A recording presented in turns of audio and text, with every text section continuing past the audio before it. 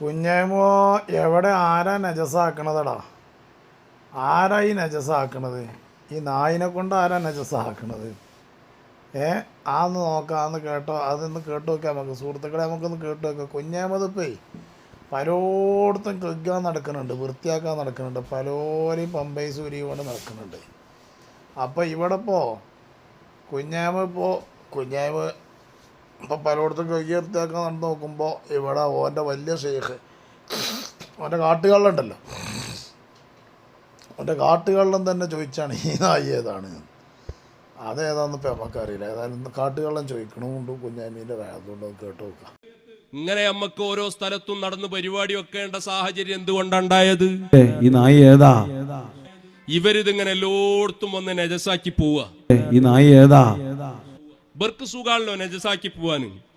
ഒരു സ്ഥലം നജസാക്കുക എന്ന് പറഞ്ഞാൽ സുഖ, പക്ഷെ ശുദ്ധീകരിക്കണമെങ്കിൽ കുറച്ച് പണിയാ. ഈ നായി ഏതാ? ഇപ്പൊ ഒരാളിങ്ങനെ മംഗലാപുരം, കാസർഗോഡ്, കണ്ണൂര്, കോഴിക്കോട്, മലപ്പുറം ഇങ്ങനെ ഈ ഏരിയകളിലൂടെയൊക്കെ 4 കാലുള്ള ആ ജീവി ഉണ്ടല്ലോ. ഈ നായി ഏതാ? മറ്റേ നായ, ജീവിയുടെ പേര് പറഞ്ഞ ആരും തെറി പറഞ്ഞോന്നല്ല. ആ 4 കാലുള്ള ഈ ജീവിൻ്റെ പേര് പറഞ്ഞ, നായിൻ്റെ പേര് പറഞ്ഞതാണ്, അല്ല ആരും തെറി പറഞ്ഞൊന്നുമല്ല. അൽഹംദുലില്ലാ. അപ്പോൾ നായെന്ന് പറയാൻ വിളിക്കൽ തെറിയാണെന്നുള്ള ഉറപ്പിച്ചു അല്ലേ? നായെന്ന് വിളിക്കൽ തെറിയാണെന്നുള്ള കാര്യം ഉറപ്പിച്ചു. അൽഹംദുലില്ലാ, അത് മതി. എൻ്റെ കുരുവട്ടൂരിൻ്റെ ഒരു മുരീദ് എനിക്ക് വിളിച്ചിരുന്നു മിഞ്ഞാന്നേ, കുറച്ചൊക്കെ റെക്കോർഡാക്കിയിരിക്കണ്. പിന്നെ ഞാൻ വാണ്ടാച്ചു, ഓൻ കുറേ നായെന്ന് വിളിച്ചു തന്നെ. അപ്പോൾ പിന്നെ ലാസ്റ്റ് പറഞ്ഞു നായെന്നുള്ള അള്ള പഠിച്ചൊരു ജീവിയല്ലേ, ഇപ്പോൾ വിളിച്ചപ്പോൾ എന്താ പ്രശ്നം ചോദിച്ചു. അപ്പോൾ പിന്നെ പെഞ്ച് പറഞ്ഞത് തെറിയാണ് എന്നാണ് പറഞ്ഞത്. അപ്പോൾ അത് തെറിയൊന്നും വിളിച്ചതല്ല എന്ന് പറഞ്ഞു.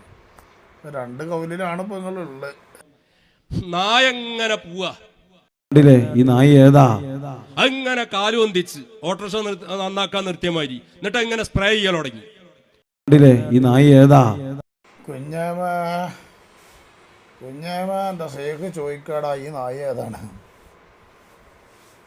ഞാൻ തന്നെയാണ് ഷേഖേ എന്നാണ് പറഞ്ഞടാ. ഷേഖേത് ഞാൻ തന്നെയാണ്. ഞങ്ങളൊപ്പം കൂടിയപ്പോൾ ഇങ്ങനെ പറഞ്ഞതാണ്, മറ്റൊരപ്പം അതിനൊന്ന് വേറെ കോലത്തിലും പറഞ്ഞിരുന്നതാണടാ. ആ സ്പ്രേ ചെയ്ത സ്ഥലമൊക്കെ കേടുന്നു, ഒക്കെ ആ വിസർജ്യം കൊണ്ട് അത് അശുദ്ധമായി. ഈ നായി ഏതാ? ഈ നായക്ക് വളരെ സുഖാണല്ലോ. ഇനിയിപ്പോ നായല്ല നായക്കളാണെങ്കിൽ അവർക്കും ഇതിങ്ങനെ നടേന്നും പറഞ്ഞിട്ട് ഇങ്ങനെ പോവല്ലേ.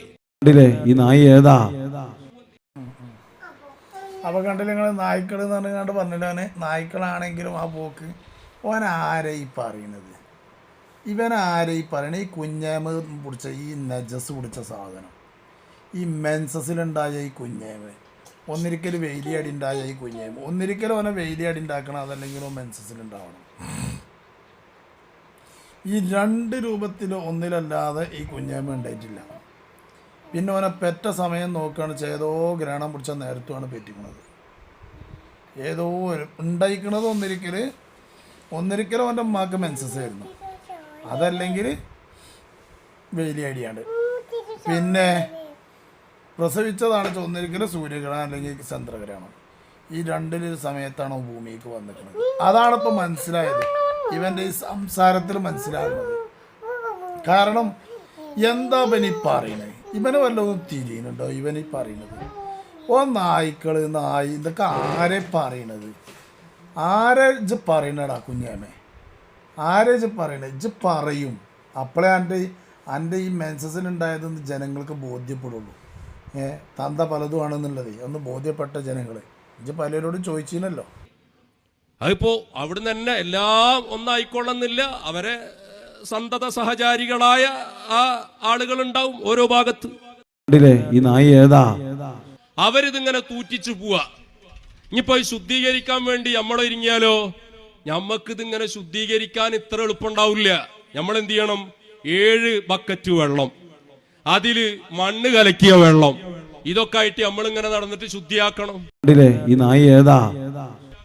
ഞമ്മക്കിപ്പോ മടവൂരി ശൈഖുനയുടെ മധുഹും മഹത്വമൊക്കെ പറഞ്ഞ് മജ്ലിസ് നടത്തുന്നതിന്റെ ഇടയിൽ ഇവരിങ്ങനെ വിസർജിച്ച് അശുദ്ധമാക്കി ഈ നായി ഏതാ? അഹ്ലുസുന്നയുടെ ആശയങ്ങൾക്കെതിരായ വൃത്തികേടുകൾ വിളമ്പിയ സ്ഥലങ്ങൾ ശുദ്ധീകരിക്കേണ്ട അനിവാര്യമായ ഘട്ടമായതുകൊണ്ടാണ്. കണ്ടില്ലേ ഈ നായി ഏതാ? ഒരു വിലയുമില്ലാത്ത നായേനെ പോലെയാണോ ഓന്?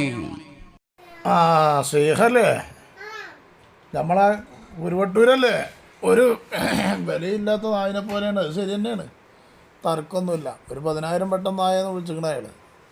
അതേമാതിരി പിന്നെ ഉള്ള ആലിമീങ്ങളെ മുഴുവനും കുഞ്ഞേമതും പിടിച്ചിട്ടുണ്ട്. എന്നിട്ട് നിങ്ങളത് പിന്നെ ജീവൻ്റെ പേര് വിളിച്ചാന്ന് പറയും ചെയ്യുക.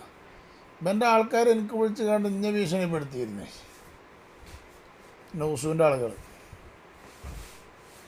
എന്നെ വിളിച്ചിട്ട് ഭയങ്കര ഭീഷണിപ്പെടുത്തൽ. ഒരു രാത്രി 3-3:30 മണി വരെ എന്നെ വിളിച്ചിട്ട് ലൊക്കേഷൻ വിടടാ, അങ്ങോട്ട് വിടടാ, ധൈര്യം ഉണ്ടെങ്കിൽ വിടടാ എന്നൊക്കെ പറഞ്ഞിട്ട്. അപ്പം ആ ലൊക്കേഷനൊക്കെ വിട്ടുകൊടുത്തു.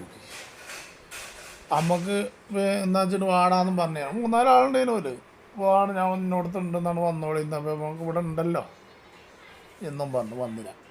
ഞാൻ എൻ്റെ ലൊക്കേഷൻ വിട്ട് തരാൻ ചെയ്യാൻ, എന്നാൽ അങ്ങോട്ട് വരാം, ഏതായാലും ചെഞ്ച് ഉറക്കം സ്വീപ്പാക്കിയില്ല, എന്നാൽ അങ്ങോട്ട് വരാം, നമുക്ക് അവിടുന്ന് കാണാൻ. ആ ലൊക്കേഷൻ വിട്ടില്ല. പിന്നിപ്പോൾ അതിലൊന്നും വിളിച്ചിട്ട് കിട്ടണില്ല. എന്താവോ ഓല് കരുതിയ ആളല്ലായിട്ടേ കയറാം. ഇത് കുറച്ച് അതവ് കുറയും ഇമ്മൂല്യർക്ക്, കാരണം പരമ്പരാഗതമായിട്ട് മൂല്യന്മാരല്ലാത്തത് കൊണ്ട്. അപ്പോൾ അതിനനുസരിച്ച് കണ്ടുള്ള രൂപത്തിലായിരിക്കും മൂല്യരുണ്ടാകുക. നൗഷോ അന്ന് എൻ്റെ ഗുണ്ടകളോട് പറഞ്ഞു കൊടുത്തളാം കേട്ടോ, അതൊക്കെ എൻ്റെ ഗുണ്ടകളോട് പറഞ്ഞു കൊടുത്തളാം. അങ്ങനെ ഒരു ഗുണ്ടയെന്ന് വെച്ചാൽ ഇതൊരു ഗുണ്ട തന്നെ ആയിരിക്കും, മനസ്സിലായോ? അതെൻ്റെ ഗുണ്ടകളോട് പറഞ്ഞു കൊടുത്തോണ്ടേ കേട്ടോ. പിന്നെ ഇപ്പം ഈ പറയണതൊക്കെ കുഞ്ഞേമതാണ്. കേട്ടില്ലേ? ഇപ്പം നിങ്ങൾ ഈ പറഞ്ഞതൊക്കെ കുഞ്ഞേമ പറഞ്ഞു കേട്ടില്ലേ? ഇപ്പം വേറൊരു സമയത്ത് പറഞ്ഞത് നമ്മളെ ടീമിനോടൊപ്പം ആയിരുന്ന സമയത്തൊന്ന് കേട്ടു നോക്കി, ആ സമയത്തുള്ളൊന്ന് കേട്ടു നോക്കി. നമുക്ക് വൃത്തികേടുകളോട് അതേ രൂപത്തിൽ പ്രതികരിക്കാനുള്ള ശൈലി നമുക്കില്ല. ആരെങ്കിലും റോട്ടിലൂടെ നടന്നു പോയിക്കൊണ്ടിരിക്കുമ്പോ ഒരു വൃത്തികെട്ട മനുഷ്യൻ വായിൽ മലം നിറച്ചുകൊണ്ട് നമ്മുടെ ശരീരത്തിലേക്ക് തുപ്പിയാൽ അതേ രൂപത്തിൽ ഇനി ഏതെങ്കിലുമൊക്കെ ക്ലോസറ്റുകൾ തെരഞ്ഞുപോയി നമ്മുടെ വായിൽ മലമാക്കാൻ നമ്മൾ അത്രമാത്രം ബുദ്ധിയില്ലാത്തവരല്ല, ബുദ്ധിശൂന്യതയുള്ളവരല്ല. താജുല്ലുലമയുടെ സന്തതികൾ, കാന്തപുരത്തിന്റെ പ്രിയപ്പെട്ട മക്കൾ ഇൻഷാ അല്ലാഹ് പ്രബുദ്ധരാണ്. അതുകൊണ്ട് തന്നെ അതേ ശൈലിയിൽ തിരിച്ചടിക്കുക എന്നത് നമ്മുടെ ശൈലിയല്ലാത്തത് കൊണ്ട് ഇത്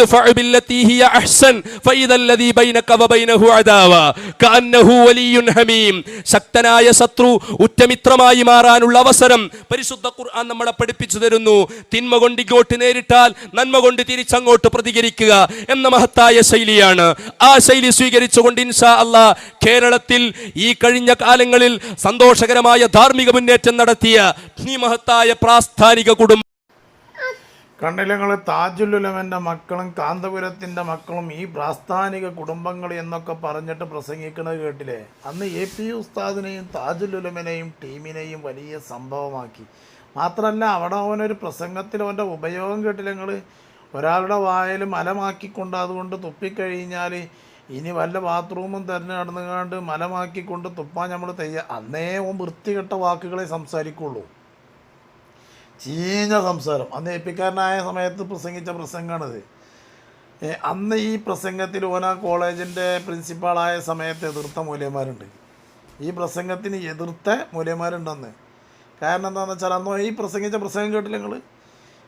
ആരെങ്കിലും പിന്നെ ബാത്റൂമിൽ നിന്ന് മലെടുത്ത് കണ്ട് തൊള്ളിയിലാക്കിയാണ്ട് തുപ്പിക്കഴിഞ്ഞ് കഴിഞ്ഞാൽ നമ്മൾ ബാത്റൂമും തിരഞ്ഞുകൊണ്ട് നടന്നുകൊണ്ട് മലം തൊള്ളിയിലാക്കി തുപ്പാൻ. ഇതൊക്കെ ഒരു വൃത്തികെട്ട സംസ്കാരമില്ലാത്ത സംസാരമല്ലേ, പരസ്യമായിട്ട് പ്രസംഗിക്കല്ലേ. അന്ന് ആ പ്രസംഗത്തിനെതിരായിരുന്നു കുറേ മൂല്യന്മാർ, ഇവനോട് തന്നെ പറഞ്ഞിരുന്നു. പിന്നെ ഓങ്ങനെ ഒച്ചയും വിളിയിട്ട് നടക്കുക കൊണ്ട് പിന്നെ അങ്ങനെ ഉണ്ടാകുന്നതാണ്. ഇപ്പം അതെ അന്നേ ഈ രൂപത്തിൽ പറഞ്ഞ് പഠിച്ച് ഇപ്പോൾ എന്ത് ചെയ്തു? ഇപ്പം ഇവിടെ പോയിട്ട് അതിലും വലുത് വിസർജിച്ചതിൻ്റെ അപ്പുറത്തായി.